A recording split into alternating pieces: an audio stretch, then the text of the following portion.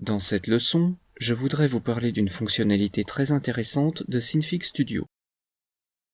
Jetons un œil à cet exemple. Essayez de deviner combien de waypoints ont été utilisés pour créer cette animation. 18, 9 ou 5?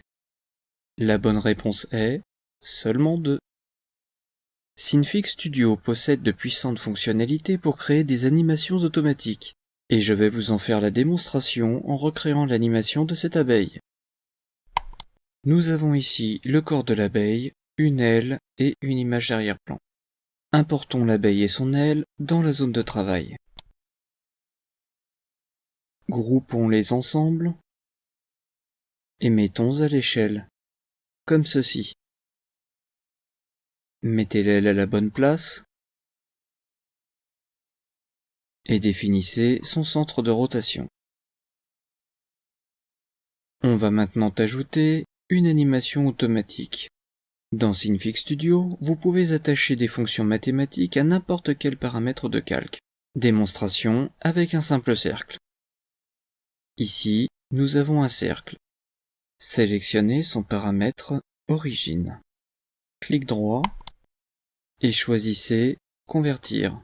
Ici, nous avons une liste de toutes les fonctions disponibles. Dans Synfig Studio, ils sont appelés convertisseurs. Choisissez le convertisseur aléatoire. Regardez. Maintenant, notre cercle fait des mouvements aléatoires. Remarquez qu'une petite marque triangulaire est apparue près du paramètre origine. Cliquez dessus pour voir les paramètres du convertisseur. Le sous-paramètre lien représente le point central pour l'évaluation aléatoire. Ici, nous pouvons définir un rayon maximum de variation.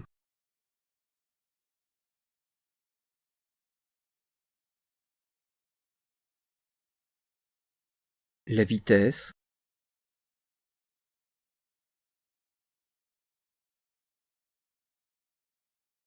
ou la graine. Cette valeur graine définit différents mouvements aléatoires. Pour retirer un convertisseur d'un paramètre, faites juste clic droit et déconnectez. Comme vous l'avez probablement remarqué, le convertisseur aléatoire influence les axes X et Y du paramètre origine. Maintenant, essayez de lui faire influencer seulement son axe X. Pour ce faire, ajoutez un convertisseur composé au paramètre origine. Ce convertisseur ne produit aucune animation, mais il divise notre paramètre en ses composants élémentaires X et Y. Maintenant, à nouveau, faites un clic sur le sous-paramètre X et choisissez Convertir, aléatoire.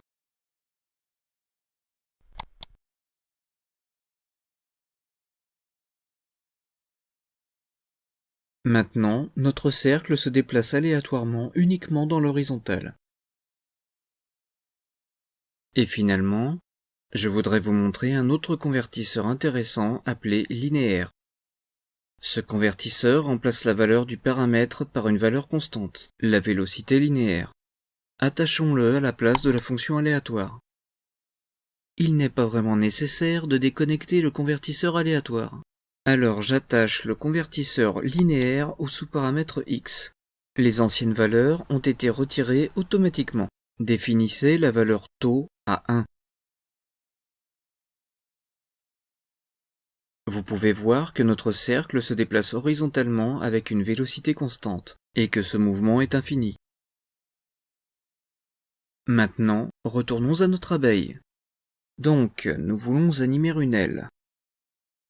Pour cela, je définis un convertisseur aléatoire pour son paramètre angle. Pour le moment, cela ne produit quasiment aucun effet. C'est parce que la valeur rayon a été définie à 1. Cela signifie que la variation maximum du mouvement aléatoire est de seulement 1 degré. Définissons le rayon à 30. C'est bien mieux. Mais l'aile bouge trop lentement. Définissons la valeur vitesse à 25. Bien.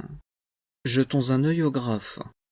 Et oui, assurez-vous que vous avez bien sélectionné le paramètre angle. Donc, nous avons une aile animée. Copiez-la, mettez-la tout en bas, déplacez ici, et réduisez un peu l'échelle.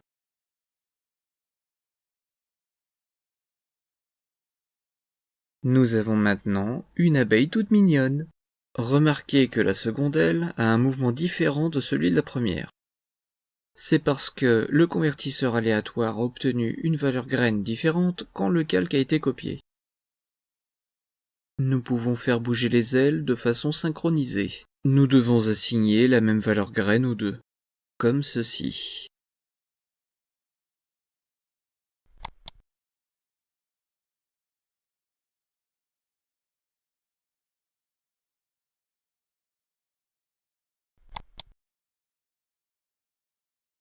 Mais à mon goût, c'est mieux lorsque leur mouvement est différent. Donc, annulons nos dernières modifications.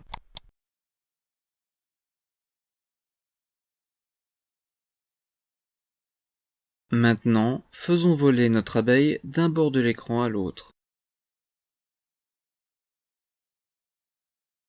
Passez en mode animation. Définissez la position initiale et la position finale. Maintenant, elle vole. Pour l'instant, la trajectoire de notre abeille est une ligne droite. Mais il serait bien de rajouter quelques fluctuations à son mouvement. L'animation paraîtrait alors plus réaliste. Faisons-le. Ici, nous utiliserons à nouveau le convertisseur aléatoire. Pour simplifier les choses, retirons d'abord l'animation de l'abeille.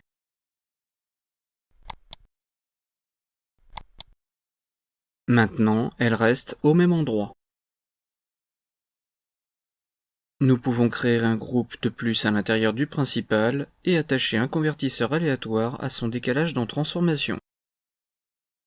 Mais au lieu de cela, je vais vous montrer une chose bien plus intéressante. Vous vous souvenez probablement que Synfig Studio possède des calques spéciaux dans les filtres, et nous allons utiliser ici un calque filtre très simple qui déplace tout ce qui se trouve au-dessous de lui. Le voici.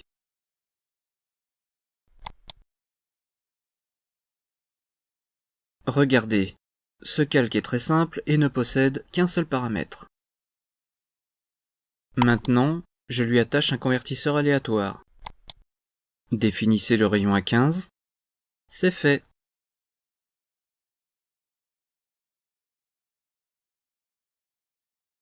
Maintenant, faisons à nouveau se déplacer notre abeille d'un bord de l'écran à l'autre.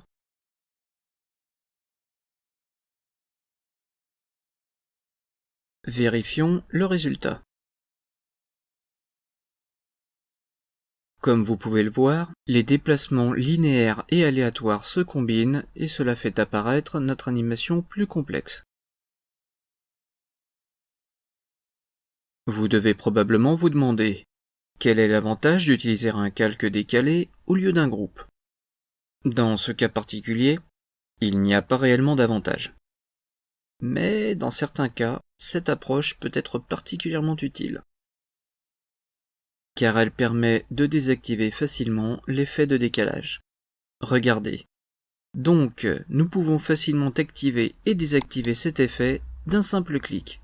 C'est très simple. Une telle approche avec des calques filtres est spécialement utile pour créer des effets de panoramique ou de zoom.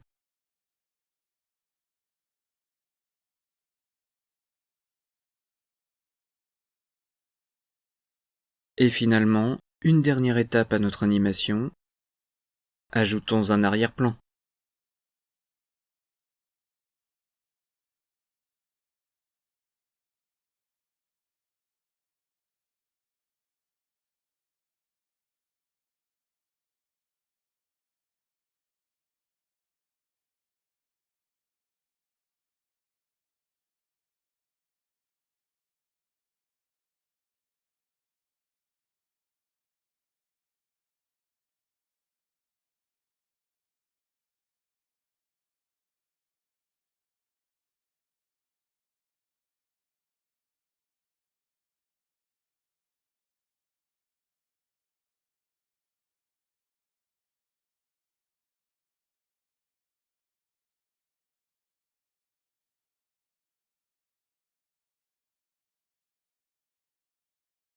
Voilà, c'est tout. Notre animation est désormais terminée.